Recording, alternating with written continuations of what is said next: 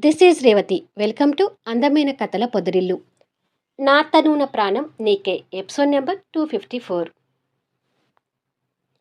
Shreya glass నిండా కషాయం తయారు చేసి, హమ్మయ్య, ఆయుర్వేద వైద్యంలో ఈ కషాయం తాగితే బ్యాక్ పెయిన్ పోతుందని యూట్యూబ్లో చూశాను.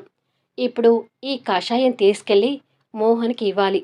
లేట్ అయితే మోహన్ ఆఫీస్కి వెళ్తాడు అని అనుకొని కిచెన్లో నుంచి ఆ గ్లాస్ పట్టుకొని బయటకొస్తుంది. అప్పుడే మోహన్ ఆఫీస్కి రెడీ అయి చేతిలో ఆఫీస్ బ్యాగ్ పట్టుకొని కిందికొస్తాడు. చేతిలో కషాయం గ్లాస్ పట్టుకున్న తనని చూస్తూ, ఏంటి ఈ కషాయం అని అడుగుతాడు. ఇది తాగితే బ్యాక్ పెయిన్ తగ్గిపోతుంది మోహన్. యూట్యూబ్లో ఆయుర్వేద డాక్టర్ చెప్పింది విని ఈ కషాయం చేశాను, తాగు అంటూ ఇవ్వబోతుంది. అయ్యో అంటూ చిరాకు పడి, ఏంటి ఇలా నా వెంట పడుతున్నావు? నేను నిన్ను కషాయం ఇవ్వమని అడిగానా అంటూ కోపడతాడు. అంటే నువ్వు అడగకపోయినా ఇద్దామని వచ్చాను అంటుంది ఆ కోపానికి భయపడుతూ. అసలు నువ్విచ్చే కాఫీని తాగినప్పుడు నువ్వు చేసిన కషాయం తాగుతానని ఎలా అనుకుంటున్నావు అని అడుగుతాడు. నువ్వు నిర్లక్ష్యంగా ఉంటే ఆరోగ్యం పాడవుతుంది అని చెప్పబోతుంటే, షటప్ శ్రేయ, ఊరుకునే కొద్దీ ఎక్కువ చేస్తున్నావు. అసలు నా గురించి నీకెందుకు? నువ్వు నా గురించి పట్టించుకోవాల్సిన అవసరం లేదు. నువ్వు ఇక్కడ ఉంది బాబుని చూసుకోవడం కోసం.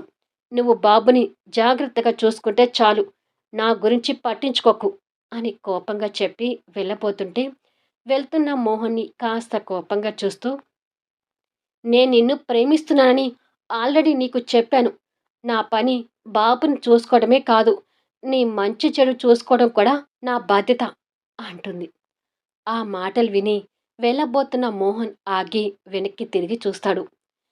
ధైర్యంగా మాట్లాడమైతే మాట్లాడింది గాని ఇప్పుడు మోహన్ వెనక్కి తిరిగి చూసేసరికి భయంగా చూస్తుంటుంది.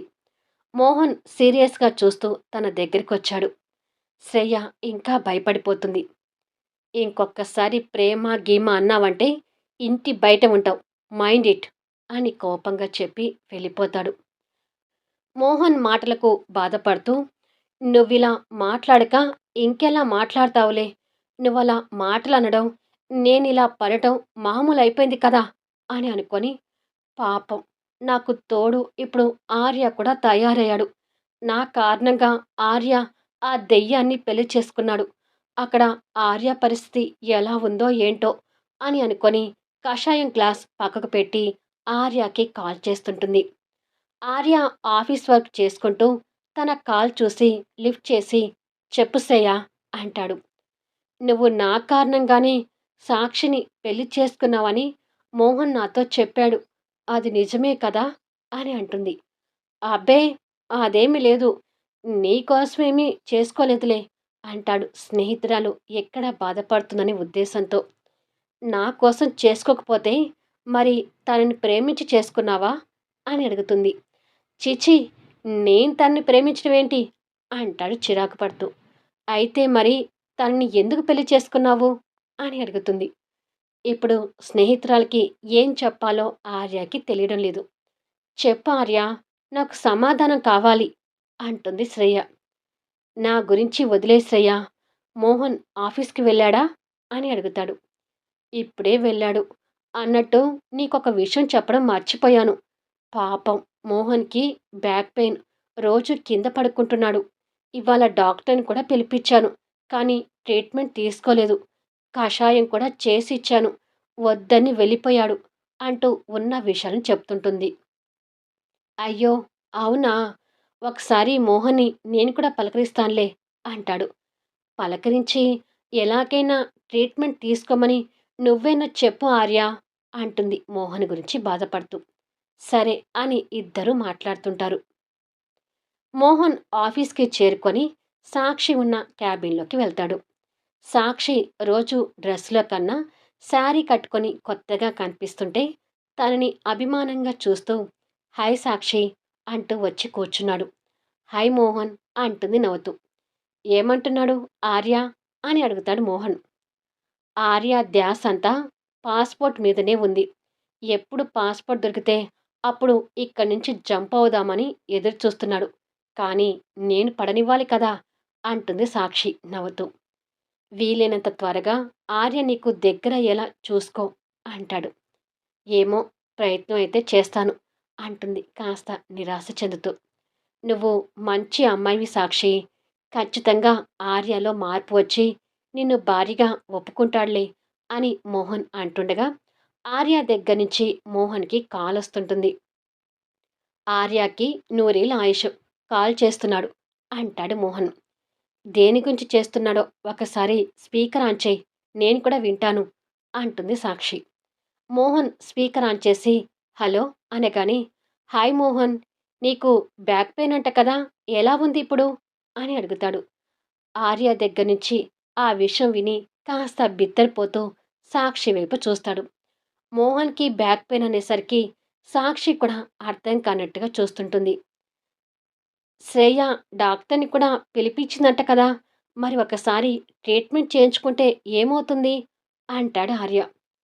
ఉఫ్, ఈ రాక్షసి ఇలా ఎంతమందికి చెప్తుందో ఏంటో అని మనసులో అనుకొని, అదేమీ ఇబ్బంది పెట్టే విషయం కాదు ఆర్య, ఏదో కాస్త పెయిన్ అంతే, డాక్టర్కి చూపించుకోవాల్సిన అవసరం ఏమీ లేదు అంటాడు మోహన్.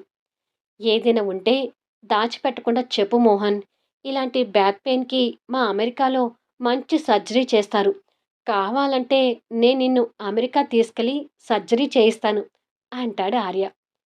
దేవుడా, ఎక్కడ దొరికారు ఈ ఇద్దరు అని మనసులో తిట్టుకొని, అంత అవసరం ఏమీ లేదు ఆర్య, ఇక ఉంటాను అని చెప్పి ఇంకా ఆ మాటలు వినలేక ఫోన్ పెట్టేస్తాడు. నీకు బ్యాక్ పెయిన్ ఏంటి మోహన్, నాకెప్పుడూ చెప్పలేదే అంటుంది సాక్షి. నేను కింద పడుకోవటం శ్రేయ చూసింది. దేనికి పడుకున్నావంటే బ్యాక్ పెయిన్ అని నా నోటికి వచ్చింది చెప్పాను. ఇక అప్పటినుంచి నన్ను జిడ్డులాగా పట్టుకుంది అంటాడు. అది విని సాక్షి నవ్వుతూ ఏమైనా శ్రేయాలో చాలా మార్పు కనిపిస్తుంది అని అంటుంది సంతోషంగా. అది విని మౌనంగా ఉండిపోతాడు. సూర్యాని కలిసి మాట్లాడిన తర్వాత కళ్యాణ్ హుషారుగా ఐశ్వర్య నిలయానికి చేరుకుంటాడు. ఎనిమి అంటూ అదే హుషారుతో కేకలు పెడుతుండగా ఇక్కడ ఉన్నాను కళ్యాణ్ అంటూ మైథిలి కిచెన్లో ఉండి చెప్తుంటుంది. ఓ, అక్కడ ఉన్నావా అంటూ ఆఫీస్ బ్యాగ్ పక్కన పెట్టేసి కిచెన్లోకి వచ్చి హుషారుగా తన బుగ్గన ముద్దు పెడతాడు. సడన్గా అలా ముద్దు పెట్టేసరికి ఎనిమి షాక్ అవుతూ ఏమైంది నీకు ఇవాళ అని అడుగుతుంది. ఒక గుడ్ న్యూస్ విని ఫుల్ హ్యాపీగా ఉన్నాను అంటాడు. అవునా, ఏంటి ఆ గుడ్ న్యూస్ అని అడుగుతుంది. లేదు, నేను చెప్పను, సర్ప్రైజ్ అంటాడు. అబ్బా, ఆ సర్ప్రైజ్ ఏంటో చెప్పొచ్చు కదా అంటుంది. సర్ప్రైజ్ చెప్పడం కాదు, డైరెక్ట్గా చూస్తే బాగుంటుంది అంటాడు. అయితే ఆ సర్ప్రైజ్ని ఎప్పుడు ఎక్కడ ఎలా చూడాలి అని అడుగుతుంది ప్రశ్నార్థకంగా. వీటన్నిటికీ సమాధానం త్వరలో అంటాడు సింపుల్గా. ఏంటి మెంటలోడా సస్పెన్స్లో పెట్టి చంపుతున్నావు అంటుంది చిరుకోపంతో. తప్పదు, అప్పటి వరకు వెయిట్ చేయాల్సిందే అంటూ తన బుగ్గ నొక్కుతూ చెప్తాడు. సరిపోయింది, ఎప్పుడో సర్ప్రైజ్కి ఇప్పుడు నా బుగ్గను ముద్దు పెట్టాలా అంటుంది చిరుకోపంతో. నేను ఉన్న సంతోషంలో ముద్దుతో ఆగాను, దానికి నువ్వు సంతోషపడు అంటాడు. నువ్వు సంతోషంగానే ఉన్నావు కళ్యాణ్, కానీ నేనే నిండా బాధలో మునిగిపోయాను అని మనసులో అనుకుంటుంది. ఏంటి ఎనిమి సడన్గా అలా అయిపోయావు అని అడుగుతాడు డల్ అయిపోయిన తన ఫేస్ చూస్తూ. ఏమీ లేదులే, వెళ్ళి ఫ్రెష్ అవ్వు, ఈలోపు స్నాక్స్ రెడీ చేస్తాను అంటుంది. అసలు నువ్వు కిచెన్లోకి వచ్చావేంటి, రాములమ్మ ఎక్కడా అని అడుగుతాడు. రాములమ్మ పాపకి స్నానం చేస్తుంది. అర్జున్ ఇంతకుముందే చెర్రీని స్కూల్ నుంచి తీసుకొచ్చి డ్రాప్ చేసి వెళ్ళిపోయాడు. చెర్రీకి పాలు కలుపుదామని ఇలా వచ్చాను, ఇంతలో నువ్వొచ్చావు. వేడివేడిగా పకోడీ చేస్తాను, నువ్వెళ్ళి ఫ్రెష్ అవ్వు అని అంటుంది. నీకెందుకేనిమి ఈ పనులన్నీ అని అడుగుతాడు.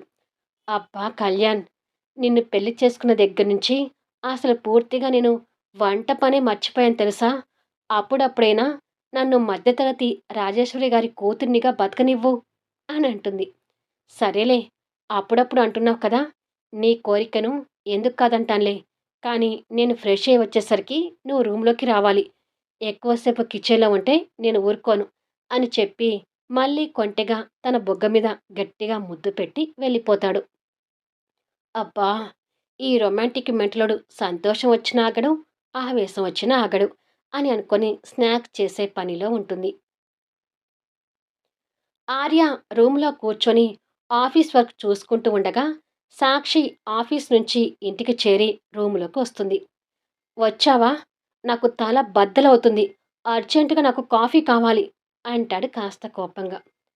"కాఫీ కావాలంటే కలుపుకోవచ్చు కదా" అంటుంది.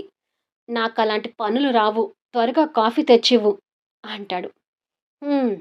ఇండియన్ హస్బెండ్ లక్షణాలు నీలో కూడా కనిపిస్తున్నాయి" అంటుంది నిరసిస్తూ. "అంటే?" అని అడుగుతాడు. "నువ్వు నాకు మొగుడు కాబట్టే కదా ఇంత దౌర్జన్యంగా నన్ను కాఫీ అడిగేది" అని అంటుంది.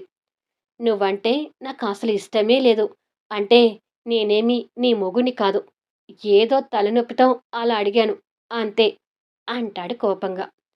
"నా మొగుడిని కాకపోతే ఉదయం నా పక్కన కూర్చొని నా పూజలో ఎందుకు సహాయం చేశావు" అని అడుగుతుంది.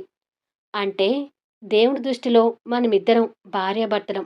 నా దృష్టిలో కాదు. నువ్వు పూజల్లో కరెక్ట్‌గా చేయకపోతే ఆ దేవుడు నన్ను పైకి తీసుకెళ్తాడేమోనని నీకు తోడుగా, సహాయంగా ఉన్నాను. అంతే తప్ప వేరే ఉద్దేశంతో కాదు.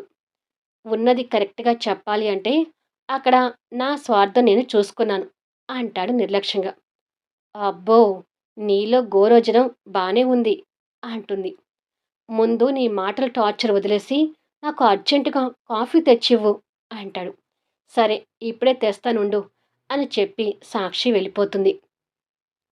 కాసేపటికి కాఫీ కప్ తెచ్చి ఇస్తూ, "కాఫీ హాల్‌లో కూర్చొని తాగు.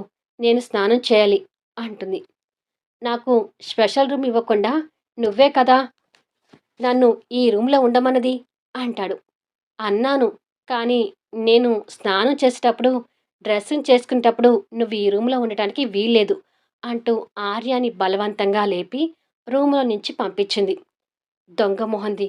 నన్ను ఒక ఆట వస్తువులాగా బిహేవ్ చేస్తుంది. ఈవిడకి ఇష్టం ఉన్నప్పుడు రూమ్‌లో ఉండాలి.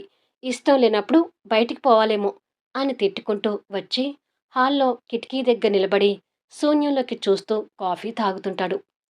సాక్షి బట్టలు తీసుకొని బెడ్ మీద పెట్టుకొని అలవాటు ప్రకారం టవల్ ఒక్కటే తీసుకొని లోపలికి వెళ్తుంది.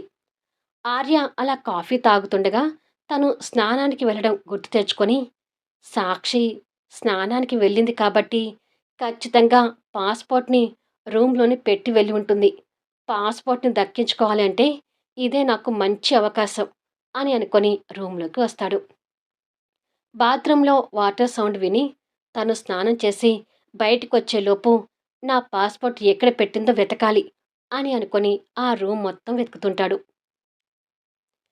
జెస్సీ పరశురామ్‌కి ఎదురుగా BL group of industries Bharadwaj PA Ravikanth కూర్చొని ఉంటాడు. "ఏమైంది? ఆ భరద్వాజ్ గారు బీఎల్ గ్రూప్ ఆఫ్ ఇండస్ట్రీస్‌కి నన్ను మేనేజింగ్ డైరెక్టర్ చేస్తున్నట్టే కదా" అని అడుగుతుంది జెస్సీ. "మీరు ఢిల్లీ వచ్చి సార్ తోటి మాట్లాడారు కదా! కానీ సార్ ఏది అనేది ఇంకా ఫైనల్ నిర్ణయం తీసుకోలేదు అనుకుంటాను. ఈ విషయంలో కొంచెం జాప్యం చేస్తున్నారు. కాకపోతే ఫైనల్‌గా మీరే అని తెలుస్తుంది" అని అంటాడు రవికాంత్. "అలా డౌట్‌గా మాట్లాడకండి.